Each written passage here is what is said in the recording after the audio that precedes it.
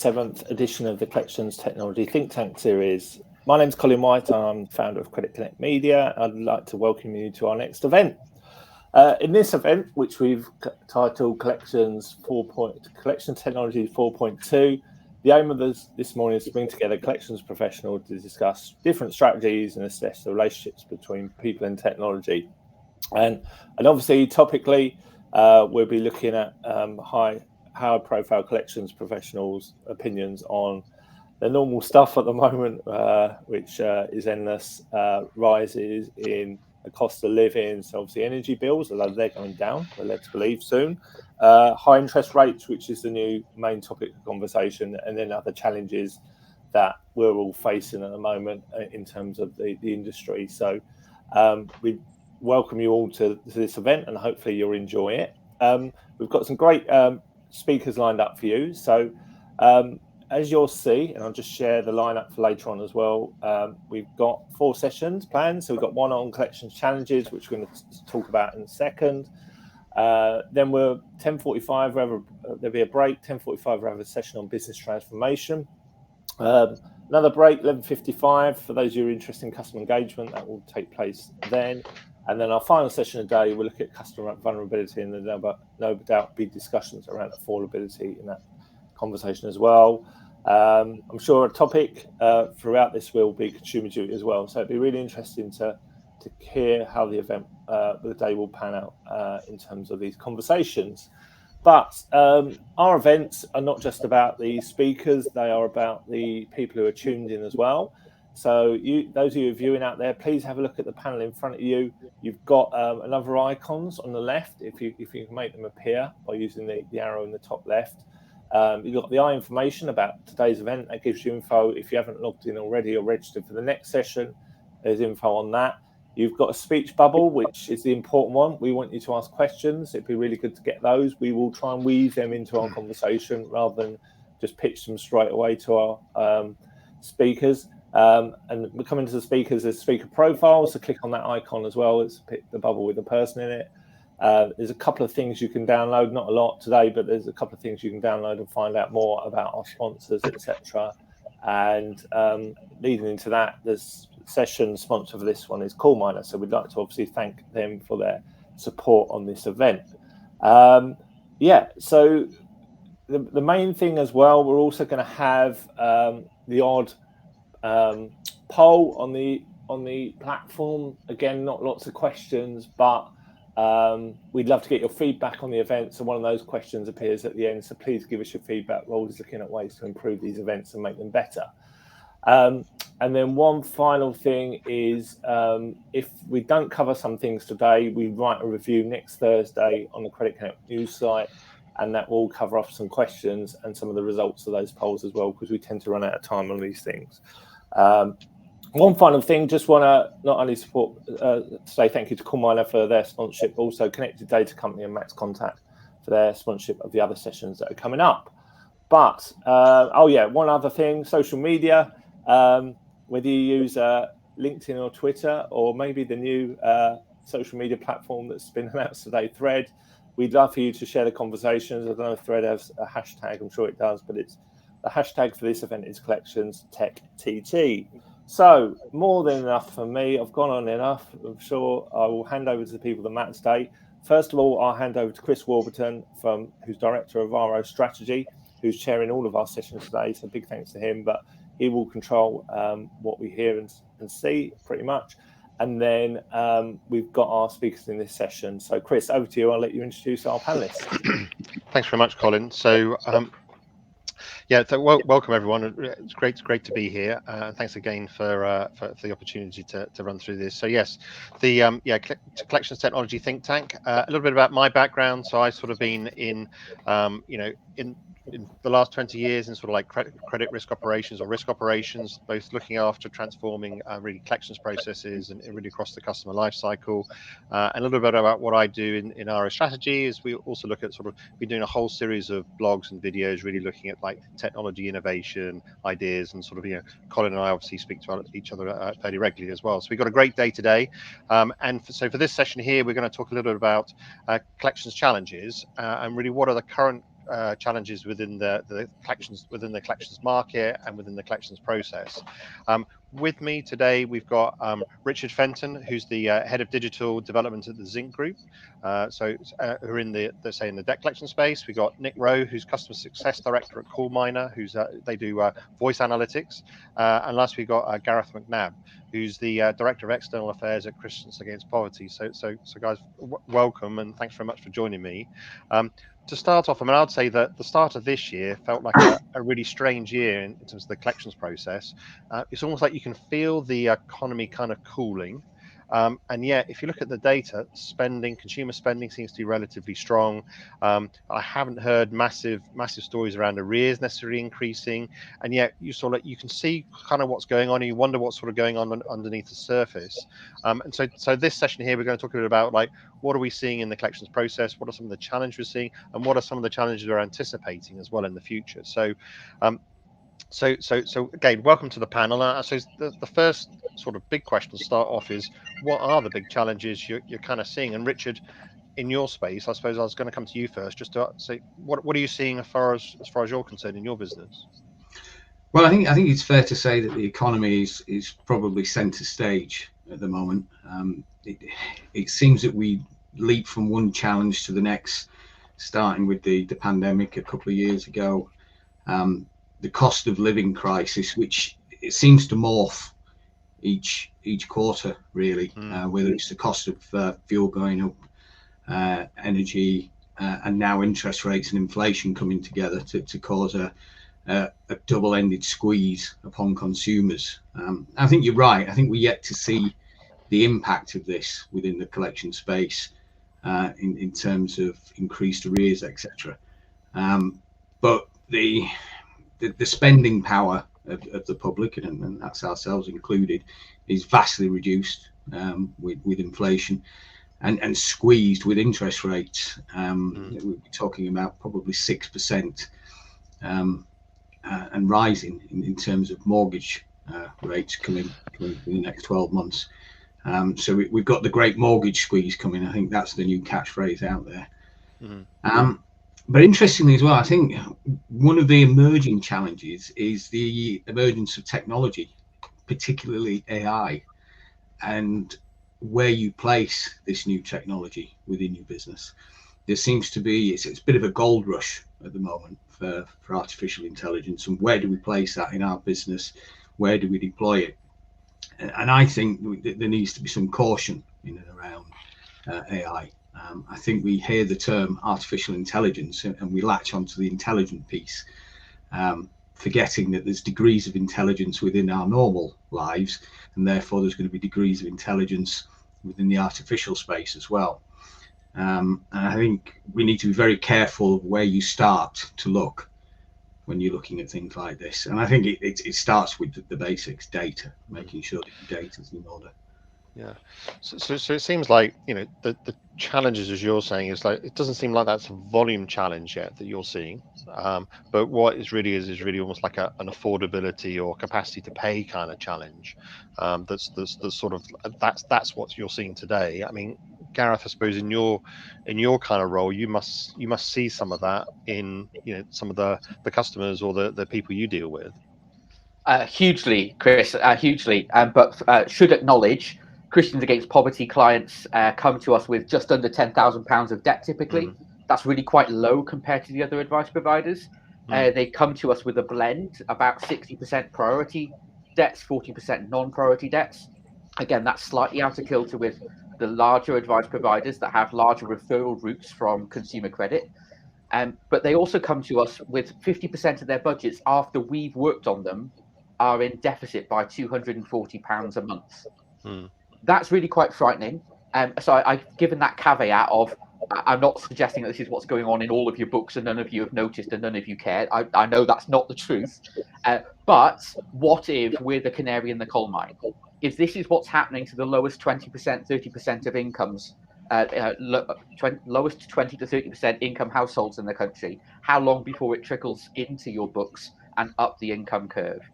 £240 a month of deficit budget each month, every month in a year, is a huge amount of money. That's after we have been through the budget and stripped out things that aren't necessary, made sure that things like food and fuel are sufficient to help people be healthy and get to work. But that's before we've started dispersing any payments to any creditors. So if 50% of our clients' debt advice itself can't actually help, then how big a problem is coming our way when mortgage rates do take a huge chunk out of people's disposable income? What happens if energy bills stay as high as they are for longer than people think? It is really quite frightening, and there's not a one-for-one link, but the other 50% number that sticks in my head, Chris, if 50% of my clients are on large deficit budgets, and there's 50% of my clients who are experiencing suicidality at a level we've never seen before. That's 50% of them have considered or attempted suicide as a way out of their debts. And it would be right, given the prominence of vulnerable customer thinking among this group, to bear that in mind. If the deficit budget thing isn't translating into your worlds, the suicidality surely will be. Yeah, so it's, I mean, there's an analogy there around the dangers around averages, isn't there? We're saying like we're not necessarily seeing it yet, and there's a saying there saying like if you got your feet in the oven and your head in the freezer, on average you're about right? And it's kind of like, but it feels like what I'm always hearing is almost like the oven's getting hotter for those who got the feet in the oven, and and it's gradually sort of creeping up. So we're not necessarily seeing it on average yet. It's muted, but it seems like it's happening in certain segments, and probably it's creeping up your legs, maybe. I don't know. But I mean I suppose, but I mean, talking to volume, and I suppose Nick, coming to you, I mean, from a technology point of view, in terms of like some of the things that you've been seeing with your clients, in terms of like some of the challenges that they've been dealing with. I mean, volume, it sounds like isn't one yet, but I suppose you've got regulation, and we've got things like consumer duty coming through as well. Yeah, and I think what Gareth just said about canary in the coal mine, we have got some clients who are specifically, the extreme debt management end of the business. We've also got clients who are just, collections departments within utilities, and so on. So there is a range of different clients that we're working with. At the cutting edge, we are starting to see leading indicators. We are seeing more references in those calls to cost of living and difficulties in terms of where they're going to find the money from. The conversations around having to choose between heating or eating, those kind of stuff. So we're looking for those specific phrases in the conversations, and we've got clients at that cutting edge who are seeing those phrases increase month on month. Now, that's not to say that we are seeing that in all of our clients. So standard kind of utilities clients maybe not seeing so much of a move, but as Gareth was saying, where it's biting, it's showing up in the data. So yeah, there are things that our clients are using from within that data, from within those conversations, to say this is starting to appear within our cohort of clients, and we need to prepare for how to handle that. Yeah. So I mean, what do we do in terms of? I mean, there's only so much that clients can really save, right? In terms of like cutting expenditure and those kind of things. I mean, what are the solutions for that? Because it doesn't feel like the inflation piece is necessarily going away, the cost of living piece is not going to go away. I mean, I don't think prices are necessarily going to go down. I mean, what do we do? I mean, there's only so much you can do. I mean, do we need more tools from the government? Do we need longer? I mean, we've got these longer payment horizons. There's the mortgage support that came out. I mean, what's the kind of view around what do we do? Because this inflationary period, I mean, might continue for much longer, and how do we manage in this like higher inflation kind of environment? In terms of what does that kind of mean? And Gareth, you're nodding there. Probably got some ideas, no doubt. The first thing we need to do is drive up incomes for everybody. So if you're not a living wage employer, become one. That would be a responsible thing to do for your own workforce. And you can sign up to all the campaigning I'm going to do about social security, all that kind of stuff. But that's not what this call's about. The inflationary period lasted longer than we think. Some of the things that we've been looking at putting into place, and if I had my Nationwide or Coventry Building Society hat back on when I was the creditor side of the fence, things I'd be looking at would be when it comes to avoiding foreseeable harm. When I'm setting payment plans using things like the standard financial statement, recognizing that the tools we built in peacetime don't necessarily work in wartime. And so relying on the standard financial statement working group to keep track with a rapidly shifting environment in inflation means spending guidelines from that group aren't necessarily going to be robust enough for you to rely on in your business. The FCA is not going to be okay with you blaming someone else for setting trigger figures and you taking action based on external numbers that you might reasonably have been expected to adjust for your own customer base. So, for example, if you set a review on a plan for 6 months' time when you know that food inflation is running at more than 20% for basic foodstuffs, and that triggers a default or an early contact that your customer wasn't expecting, you might be fully in line with your policies and procedures and the SFS trigger figures or spending guidelines. But when it comes to consumer duty, I've got a question as to whether you avoided foreseeable harm or not. Now, no, but who knows which way the regulator is going to fall post 31st of July.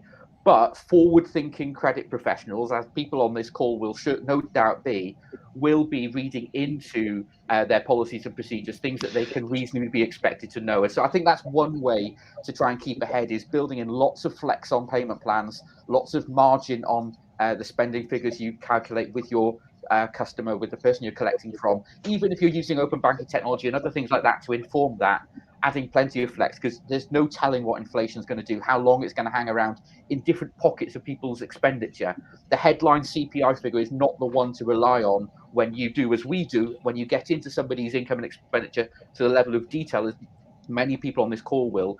When inflation sticks on energy higher than it does across the whole CPI index, when inflation sticks on food an awful lot higher, and especially on low-income customers, then we're going to want to be, as an industry, a little bit more intelligent than maybe some of the tools we built 5 and 10 years ago were built to be.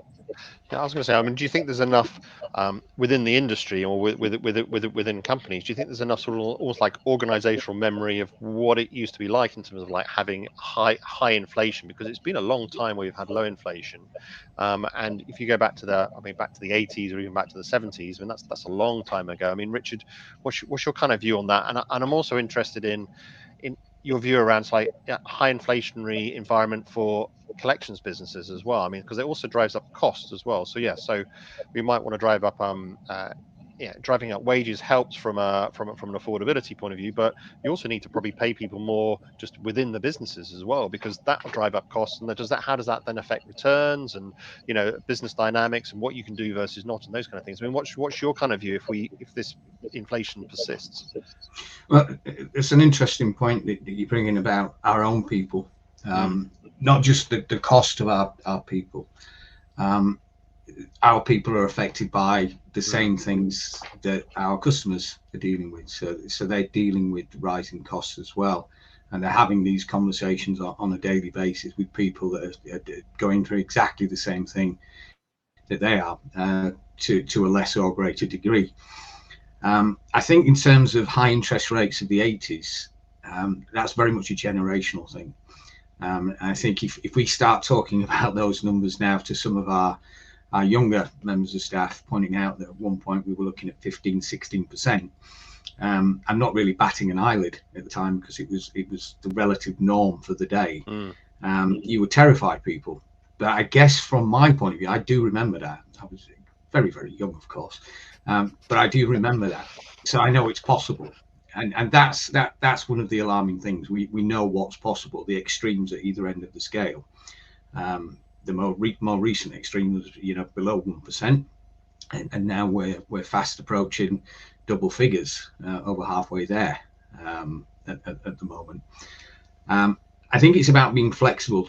Coming back to Gareth's point in terms of income and expenditure forms, it's demonstrating the flexibility that you have as a business to engage with people, and that's flexibility within the conversation, so taking into account the rising costs of food and various other bits and pieces, but also offering your customers flexible options in terms of engagement. So whether that's self-service, talking to people through two-way SMS, email, web chat, or through the contact center, making sure that you have as many doors open as possible for people to engage with you, and to look at the external tools that are out there. Gareth mentioned open banking, which is very useful if people are willing to engage with it. But we generally find that from an open banking point of view, it's people that are really at the sharp end of struggling that will engage with open banking, because it's a useful way of proving a point. But there's other tools out there as well. I think there's a lot of talk at the moment about benefits calculators, which again are very useful. But where do you deploy that, and where do you deploy that in the conversation? From our point of view, we just run that as a norm through every single I&E, and then if there's a gain to be had, the customer's then alerted. But we don't alert the customer until the payment plan has been set up, because of course as a business we have no interest in those benefits. Those benefits are there for the customer, and providing customers with as much useful information as possible. Signposting is more complicated than it used to be. There's more than one agency that you can point people to, and it's training you people to recognize that it could be a money advice charity for one person, but it could be another agency for another individual. Yeah, I mean on the technology, and I want to come back to the benefits piece, because I think that was an interesting conversation we were having before. But I mean, Nick, I was going to ask you just real quick around the role of technology in terms of this increasing cost. I mean, that's obviously one thing that's been looked at. Digital's been one of the things being looked at around sort of controlling costs. But is there also another angle there around sort of getting in extra insight to actually understanding customers better, understanding situations better, that can actually offer much more value at the same cost as well? Yeah, what's absolutely. the role of tech? Yeah, and it's in the old days. You'd always have to rely on whatever your agents were saying they thought was happening. Whereas these days with speech analytics from a wide number of providers, you can find out what's happening on those calls, and you can find that at scale, and you can find out what's driving conversations, the type of things that are cropping up in the conversations. You can do an analytics on those things. So for instance, I've said that some of the sort of the debt management companies are seeing more prevalence of the sort of extreme cost of living implications. We've got the ability to pick up on vulnerabilities, whether things are being done appropriately. As Richard said, the signposting, are they even doing any signposting in those calls? Who are they signposting to? Handling all of the complicated elements, because generally if you've got multiple platforms, so people can use SMS, web chat, all those different things, sometimes they're great for just the transactional elements, but if somebody needs to talk through their situation, they need to speak to an agent, and the agent needs to be empowered and educated to all of the opportunities that can be discussed with the customer. It's a far more important role than maybe it used to be in the days of just handling telephone calls. This is a far more important piece. Yeah, AI can handle all the easy stuff. The hard stuff is landing in the laps of the agent, and they need to be able to know what to do with these things. So the data at the back of it can provide the company generally, the insight as to what can be done in terms of training the agents to handle these kind of situations. And also there are now, with real-time analytics, in-moment, in-call kind of best next action elements that can be popping up. So, vulnerabilities have been said, please remember to do your kind of Texas elements, to do your signposting, all those kind of things. So it will prompt the agent to remember to do those things. And particularly where it gets complicated, it can provide that kind of that help to help the agent through it. Do you think we're going to see a mind shift a little bit between, a lot of the data we've looked at now have almost like we've been scraping data from channels versus, so it's like, let's listen to the call and do the analytics on the call and extract the information from the call.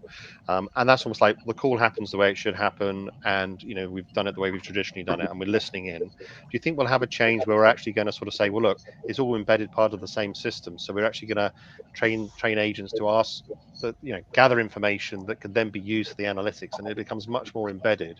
I mean, do you think is that a direction we're going? Maybe Nick, just maybe comment on that. I'm quite interested in what Richard and Gareth think of that as well. Yeah, it's something that we've some of my colleagues are from a data science perspective. Any data you can extract within that conversation is important. So that means getting the agents to ask questions around the situation. Don't just go through a standard, checklist. You need to get. Sometimes the customers aren't going to give you that information. You need to be asking these specific questions around the situation. Why can't you pay? What are the impacts around things? And asking those questions are important because it will help provide data points for analytics to then deal with these situations.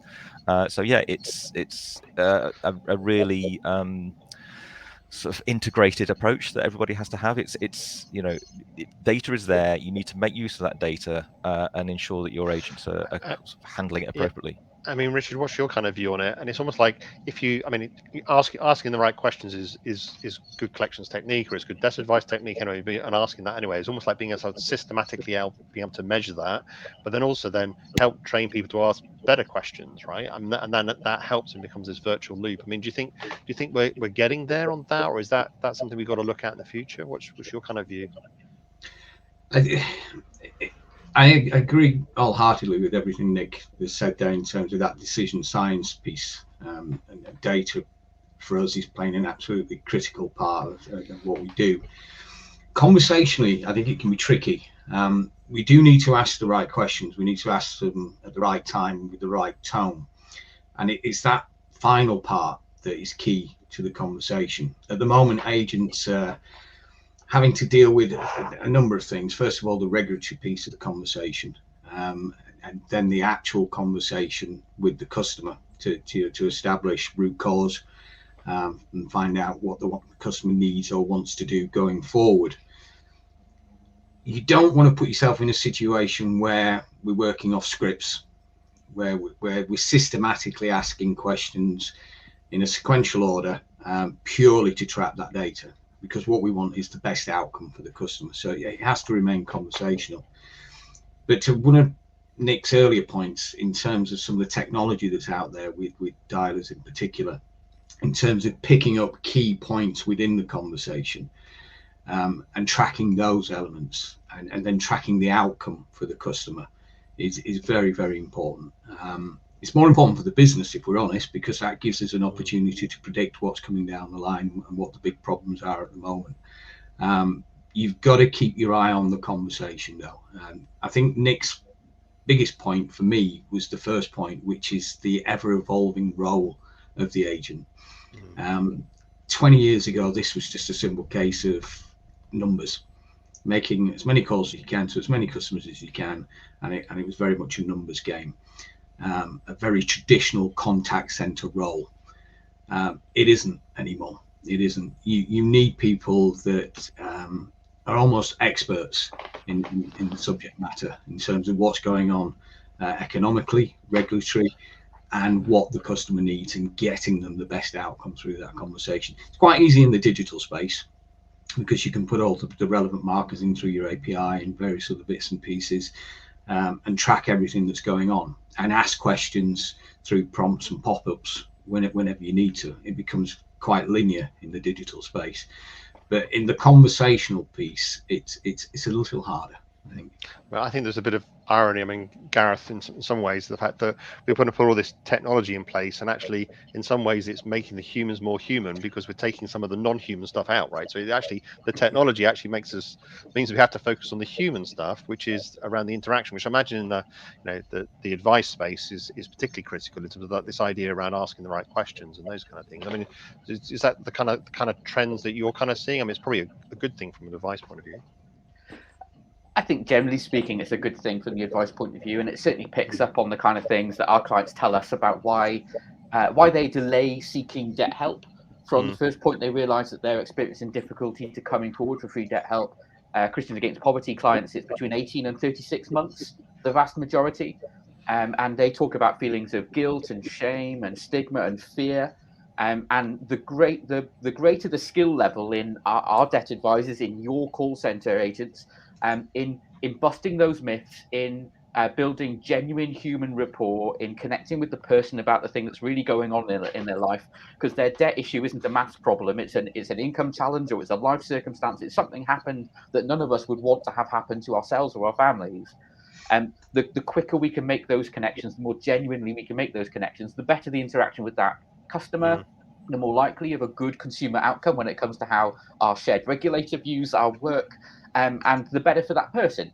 The more likely they are actually to be able to go on to ring the next creditor they owe money to, or actually having spoken to one of you on the call to actually then come forward to someone like us or Step Change to get help with the whole range of the debts they're experiencing if it's beyond their ability to handle on their own, and forbearance isn't enough if they actually do need full debt advice. So I think if the technology picking up the easy stuff and the automatable stuff, if that dials up the importance on the human, and we as leaders continue to invest in our people and give them the tools they need to do their jobs well, which includes things like in-call analytics, but also training in rapport and empathy and things like that, then I think the better for people in problem debt, and ultimately the better for your businesses too. Yeah, I mean, so we spent a lot of time talking about, I suppose, the people who got their feet in the fire, right? So those are the people who are already in collections. But there's also this sort of like idea that it's almost like there's a creeping change around. More and more people are basically going to fall into collections. I mean, do we need to start to think about maybe different kind of indicators? Maybe even resiliency scoring, those kind of things. And there's a question that came through here as well around what are the main indicators to measure credit collections risks. I mean, so do we need to start thinking about the way we measure risks slightly differently? Do we need to think about maybe even like earlier collections or earlier reach outs? I mean, what's the kind of view that, like, how do we prevent some of the cases kind of coming through? Gareth, you're thinking pensively, or Richard, maybe go first. I think we've seen this previously, particularly from a creditor point of view, in terms of that's where their data science sits, I guess, in terms of the risk. He's looking for the markers within the customer basis to see who is likely to fall into arrears, and trying to make that preemptive strike, whether that's an initial reach out or a welfare check, depends on the issuer, I guess. But it's quite a difficult one. Once somebody begins to fall, you can very rarely stop the fall. It's the catch that matters, and how you soften the landing. And I guess early arrears cure is something that we're seeing more and more of as a business coming in through our clients. Early engagement is critical, because if you can engage with your customer at an earlier point in time, there's more options for the customer to execute at that particular point. But again, once the fall begins, there's really no stopping it. Yeah, I mean, and Gareth, I suppose you spend a lot of time catching people. I mean, what's your kind of view? I mean, like, what should creditors be doing, or upstream processes, and even like pre-collections? I mean, what some of the cases that you might have seen? I mean, what can be done to sort of avoid some of the people sort of flowing downstream? I don't profess to have a lot of answers, but some would include, as I begin to have conversations with some sectors that haven't necessarily engaged with debt advice to the level that general financial services have, a lot of firms are talking to me about, we can't fund debt advice. All our money is for directly helping our individual customers. And we've got this great range of grants, we've got this great range of write-offs, we've got this great range of forbearance. And I'm sat there thinking, well, that's fantastic, but you can't, for somebody who's bringing the typical 10 to 12 debts to Christians Against Poverty, 3 or 4 of which are behind on payments by the time they become our clients, and most of the rest are going to fall over the minute they do go through the rest of the debt advice process. For an individual creditor's forbearance program to fully rescue the situation, as Richard was touching on, well, in some circumstances, yes, it might be I forgot to pay that bill, or I'm only short this month and you were the one I couldn't pay. Well, brilliant. The individual forbearance program may very well have caught that customer and put them back on track for their life. But if actually what's happened is the rug's been pulled out from under their feet and their job's gone, or their health has gone, or their relationship has gone, individual forbearance programs one by one, or I struggle to see how that's fully going to rescue Chris Warburton's fall. And it may very well be that it's the human interactions from each of the firms involved that help actually Chris realize he needs more help than he could get for himself or do for himself, and to look at all of his debts in the round, whether that's directly himself or whether that's coming forward Tree Debt Help from Christians Against Poverty and other organisations. So when it comes to what more can be done, I think my clarion call to creditor and collections organisations would be work really hard on understanding, is the issue directly only with your account, only with your debt, or is this actually an issue that the person's facing in all of their finances, and consider to what extent can you actually catch them? Are you part of the solution? Are you the solution yourself? Somebody on the call asked a question around what happens when the deficit budgets are so very, very large, and what part can creditors play? Well, putting somebody on a 6-month wait process when I'm attesting that, well, actually, the last 3 reviews we've done with this client, the deficit is still £240 a month. I've been through income maximisation. I've got all the debts paused. There's no change to the circumstances. I'm telling you, the right way out for Richard is there's just no solvent solution here. I'd like to see more targeted write-offs. I'd like to see a greater level of trust when it's an accredited advice organisation attesting that Chris is in the hole so much that you've just got no economic chance of recovery of this debt. And even insolvency isn't really the answer because he hasn't got £800 to go bankrupt. That could begin to help. And I think that's something that the collection sector and the advice sector are going to need to be working on over the next 6 to 12 months or so. I'm going to go to ask the same question more from a technology point of view. I mean, I suppose, Nick, from your point of view, in terms of like, that, I mean, Gareth, I mean, you're talking about the upstream process. How do you sort of like have that human interaction upstream, having honest conversation stream? Is there an element of that from a technical point of view, even sort of like before collections, that actually helps the collections kind of process? I mean, have you been asked to look at some of those kind of things? I think generally the areas that our clients are looking at is to just ensure that the individual process within the company is being followed. And I think what Gareth and Richard have kind of pointed out is that we may be falling off the standard path that companies may have established. We're seeing the leading indicators in the data for some clients that things are going potentially pear-shaped. The general approach is to look at the payment plans, payment holidays, all that kind of stuff. So that's the kind of the generic stuff. Are these being discussed? Are they being kind of set up? I think, again, going back to the data, is there enough information in there to suggest the company needs to change their approach in terms of how some of these conversations are had, what kind of mechanisms each company has? Going back to Gareth's point, it's probably bigger than a single company, so it's going to be quite tricky for individual companies to kind of catch everybody in the kind of the way that maybe society needs to sort of look at. I think in terms of how technology can be used, generally it's plotting where the kind of the sort of the debtors are going in terms of for the volume, what's kind of driving it, what kind of response the companies can do. So there's that kind of general macro level of an analysis that's going on to kind of ensure that the companies are ready for kind of what's, as you say, the encroaching heat as it's going on to more and more further up the body to more of the populace. Then I think more companies need to be aware of exactly how that might hit them.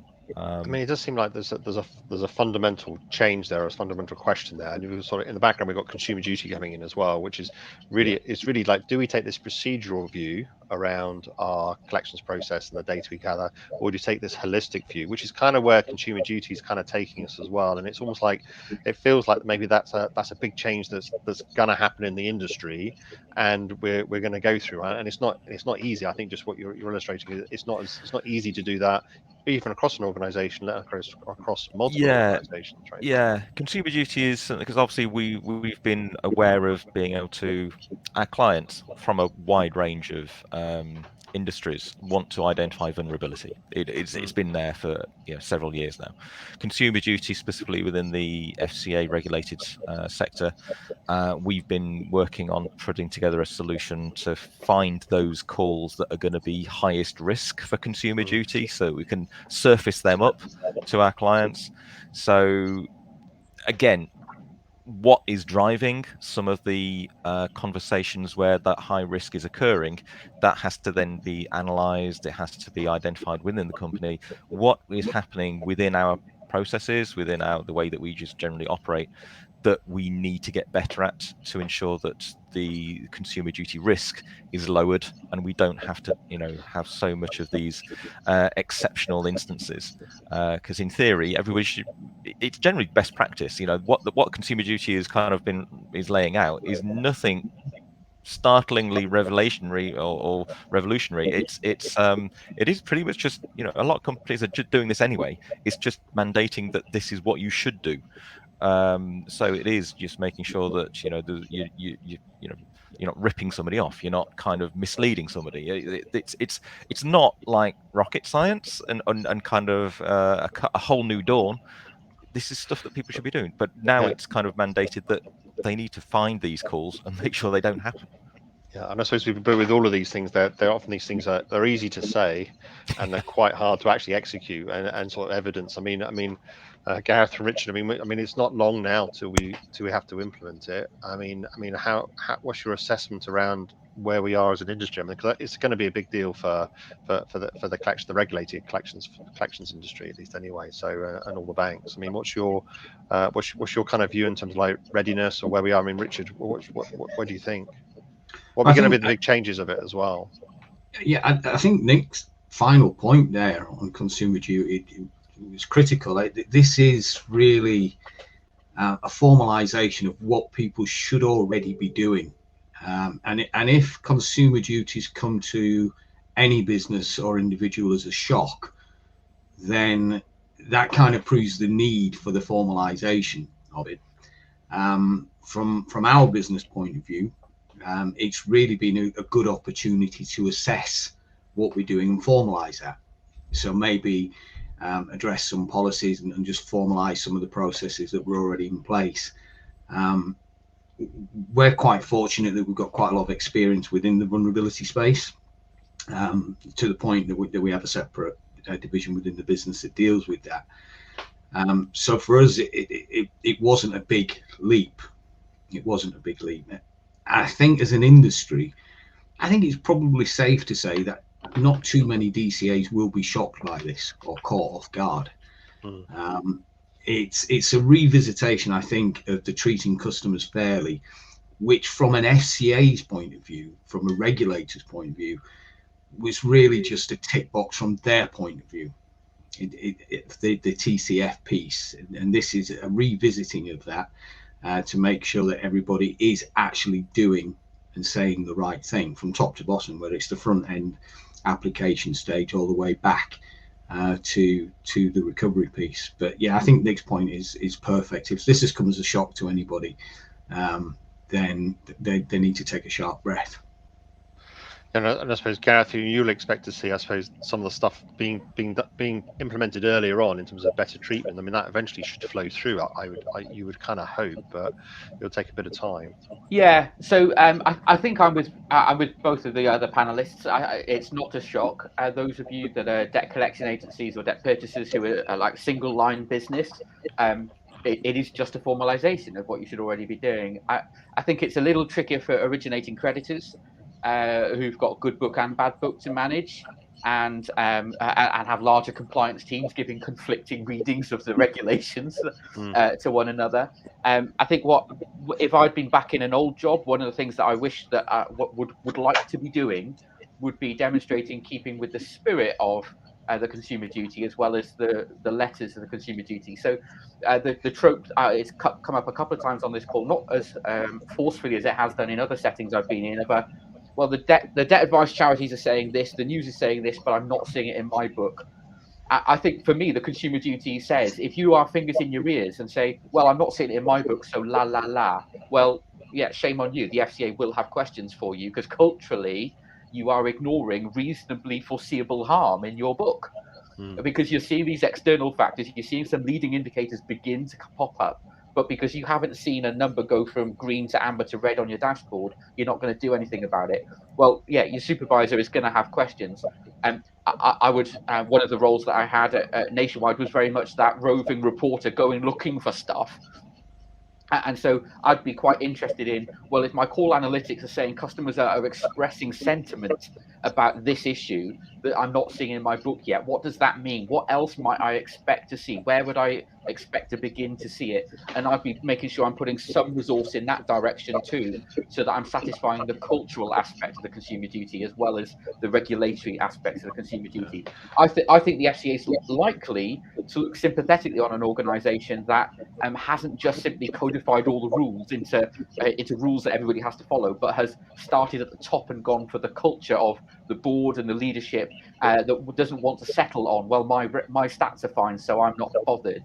I think they're more likely to give a pass to a minor breach of a rule or a misunderstanding of an application of a rule if culturally the leaders were looking for where are the issues. I think they would frown on somebody who's ticking every box but also has their fingers in their ears right now.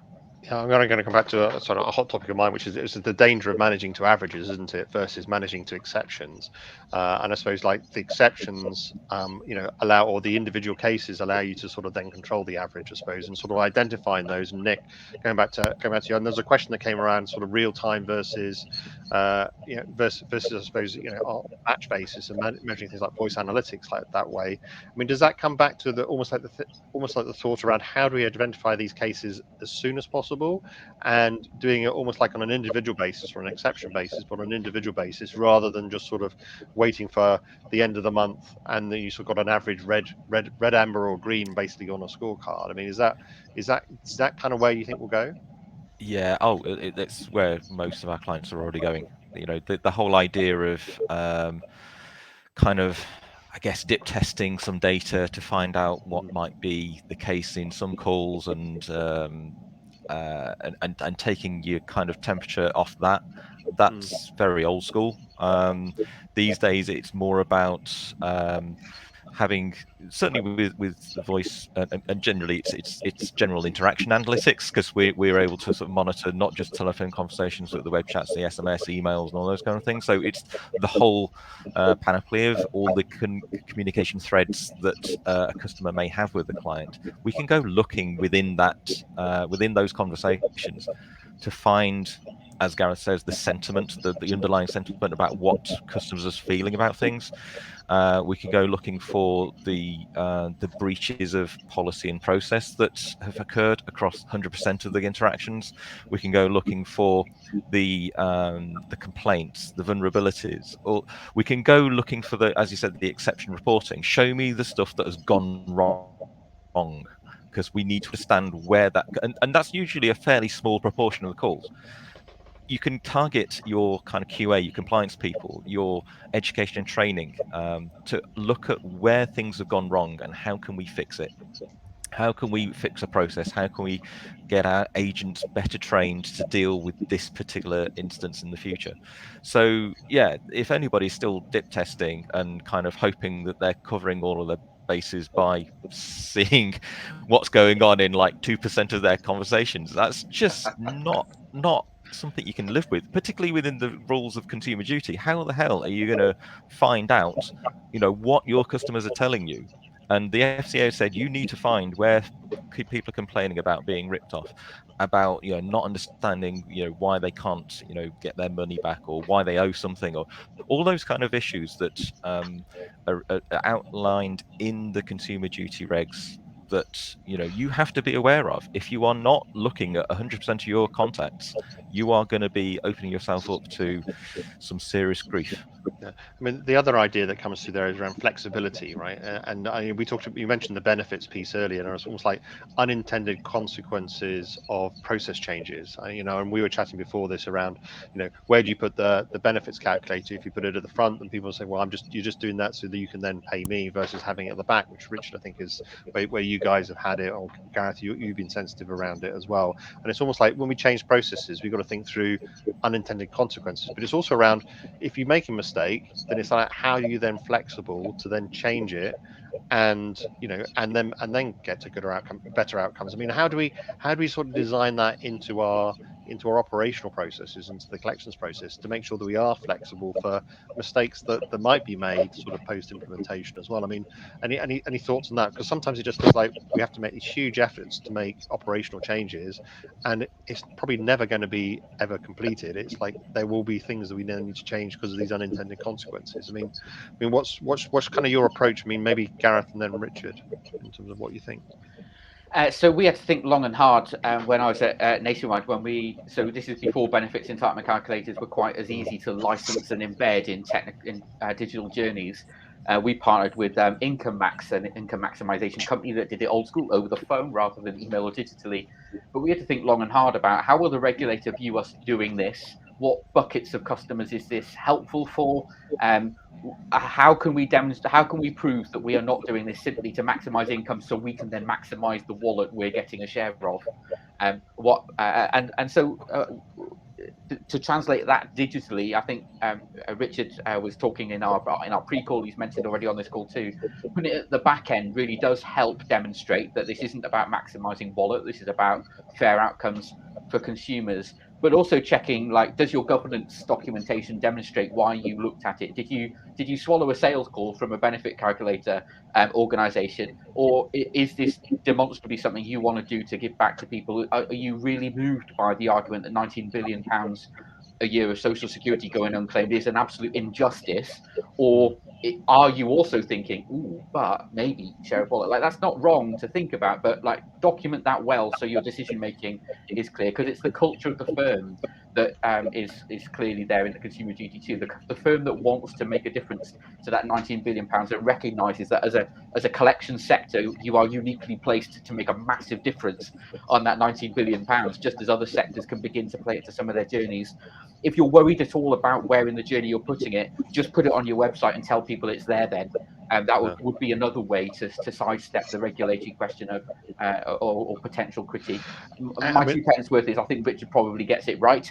But Christians Against Poverty, we do a benefits check as part of debt advice. It is a formal part of our journey, but we also have integrated one publicly available on our website for anyone who wants to use it too. So there are ways to make sure you're doing the right thing and seem to be doing the right thing. Yeah, so I mean, Richard, I know you put a lot of thought into it, into that particular process. But how do you go about from a collections process design point of view? I mean, more broadly from a collections point of view, in terms of making sure you've got flexibility and making sure you're considering some of these unintended consequences and making sure they're getting flagged. Because I mean, there is a danger. There's a huge amount of change going on that you can make mistakes, right, which you then have to adjust to. So I mean, what's been your approach to making sure it's getting flagged and either it doesn't come up or you can adjust afterwards?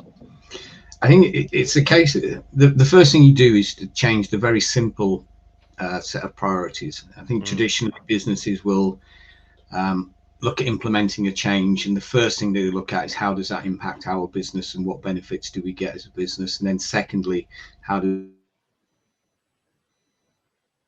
that impact our customers and what benefits. It's reversing those two propositions. You start from the point of view of the customer for any change. So the first thing you think about is how does this impact the customer, and is there any benefit to the customer?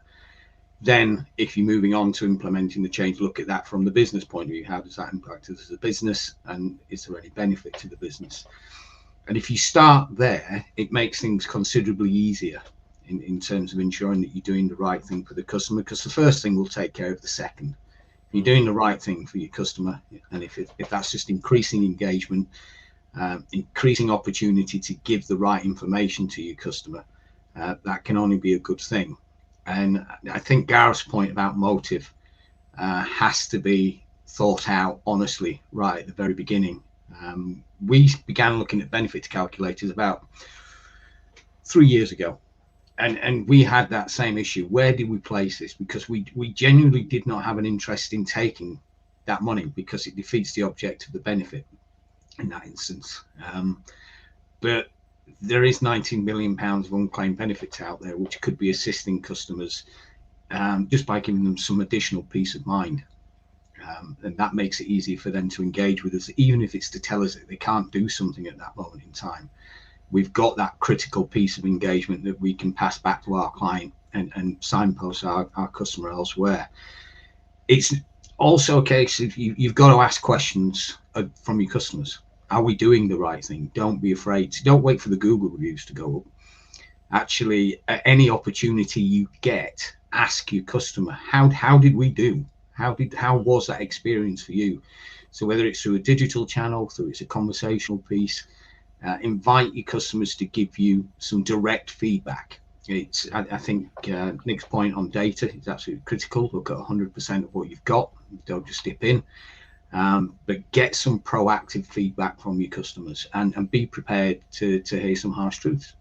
Yeah, I mean, it comes back to that cultural piece you're talking about, and really what you're talking about there is the cultural piece, which is also in consumer duty. I mean, no doubt we're going to mention consumer duty a few times today, but it's that cultural piece, isn't it? Making sure you got that culture around the customer and looking after good outcomes, really. I mean, and having that sort of throughout the organisation, really. I know that's been mentioned before. So so we're almost at the time, and I wanted to ask a little bit about what's going to happen in the future around things like arrears levels. There's a question there around, are arrears levels, are we going to see this sort of steady increase of arrears levels, or do you think there's going to be a shock?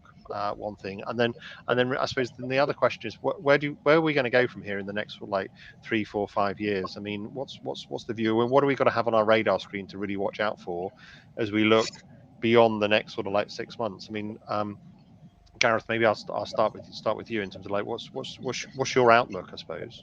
If the behaviour of Christians Against Poverty clients is relatively typical of humans, and I think it probably is, even things like massive mortgage rate increases are going to be absorbed by people to the best of their ability. They're going to try and smooth with credit. They're going to try and smooth with missed payments or part payments for as long as they can cope. And given that mortgage rates, still a huge proportion of the country are on fixed rate mortgage deals that will trickle off over the next year to 3 years, I think it's going to be something with quite some tail. I don't think we're going to see the tsunami that people have been prophesying for 3 or 4 years now that's never actually landed. It's going to be the frog in the kettle, that before long we're going to realise, oh, hang on, we've built a society that just doesn't work. I think one of the things we are going to need to see in the next 12 months or so is a review of the insolvency regime that will reduce the cost for access and take away some of the barriers to engaging with it. I think that could tidy up a lot of your firm's collections books. If people who are clearly insolvent but can't afford to go that way, or are scared of the consequences of potentially losing the family home and so on, there are a couple of very simple tweaks we could make to the insolvency regime that would actually give some people a clear route, would help you tidy up your books, would help them make a fresh start in their life. So we look forward to the publication of the personal insolvency review from the Insolvency Service. They said in the summer, which is civil service speak for any time between April and October, right? So we'll see. That would be my prediction. Is I think it's a frog in a kettle, and one of the things that would massively help would be tweaks to the personal insolvency regime at some point in the next 12 to 24 months. And Richard, from a debt collections point of view, or from a DCA point of view, I mean, what's your kind of outlook? I mean, what's your kind of feeling around what we've got to have on the radar screen, particularly as we get past this month? I think I agree with pretty much everything Gareth just said. I think one of the things that we're expecting to see and are beginning to see is people coming into the collection space that otherwise you wouldn't expect to see. So people that were in a relatively comfortable position, all of a sudden finding themselves with increased expenditure, particularly from the top end of the mortgage market, where you've got somebody who's been paying, say, typically £950 a month, who's all of a sudden paying £1,800 a month, and it's that mortgage shock element. And I think that frog in the pot analogy is quite good, because I think we're going to be bubbling away for a little while, and I think we're just going to see a gradual increase in new faces within the collection space, and almost a new demographic coming in, people that just did not expect to see themselves in the space, and they're typically unequipped to deal with it as well. They're going to need the information, the advice and the support to navigate through the next 2-3 years. I think in terms of any other predictions, given the previous 3 years, I wouldn't want to predict anything. I wouldn't want to predict anything. Who'd have thought it? 2019 was probably the last normal year that we had, and every year seems to be delivering new challenges globally and domestically. So, forecasting the next issue. No, thank you. We've certainly had to become flexible. I think all of us, haven't we? So in many ways, and Nick, I suppose to finish off, I mean, so particularly from a technology point of view, I mean, what are you seeing like the developments that are coming through? I mean, obviously we've had things like voice analytics, which you guys are very close to. I mean, all of that's sort of been generated with the various machine learning, etc. I mean, and that's just sort of booming. But I mean, where does it go from here? Because it's so much has changed already. I mean, what do you see as on the horizon? Certainly. Yeah, last 12 months, AI large language model kind of ChatGPT is really starting to kick in, and there has to be a degree of caution around that. Amazing tool, but you don't just I mean, Dynamite's an amazing tool, but handle with care. You've got to use it appropriately. I think what AI can do needs to be curated appropriately. You need to apply it with consideration. It can do some amazing things, but don't just go, let's chuck AI at it and hope for the best. That isn't going to work. So probably be more developments in that space, but I suppose there's a cautious around, and you hear it in the media, a little bit of a caution around how fast we need to go and how fast we should go, really. So yeah, it's difficult because it is just accelerating. So putting brakes on it is going to be tricky. I think it's the development of AI is almost unrestrained, and we're getting sort of people at high levels of industry, society warning about what AI could do to society and so on. I don't think it's going to be very easy to stop that. Genie's out of the bottle. It's how companies make use of that technology and those tools that is the important element. Don't just throw AI at it and hope. And if I could say one last thing, which would just summarize this discussion, because Collins appeared, which is it does feel like that human interaction is still going to be super important, right? So even if it's either technology supporting it, but also then having those human conversations to understand what people's situations is. When I think all three of you really said that, and that sort of came across fairly strong. So it's exciting to get about technology. The human piece seems like that's really still super important. Exactly, it allows the human to do what's important. Yeah. So, well, Richard, Gareth, and Nick, thanks very much from my point of view. Really appreciate the conversation and some fascinating topics. So thanks very much. And Colin, I'll hand back to you. Lovely, thanks, Chris, and obviously thanks to our panel. Yeah, really interesting conversation. Lots of areas covered. I think there's going to be some more covered in our next one. So, but we're going to take a short break in a moment or so. So yeah, next session will start at 10:45, so around about 15 minutes time. We're going to talk about business transformation in that one. So some of these topics might come up again, but yeah, really interesting to hear in that session. Big thank you to Nick and CallMiner for their sponsorship of this session. Really good, and obviously Richard and Gareth, some great angles from different areas of collection space as well. So really appreciate all that input and feedback that we put into our viewers, and we had loads of questions, which is fantastic. For those of you who asked them and we didn't quite get to them all, I think there were some individual questions. I'll put them to our panelists. If they're comfortable, we'll put them in the review. But for now, just want to say a massive thank you to obviously Chris Warburton for chairing that session, and obviously everybody who tuned in.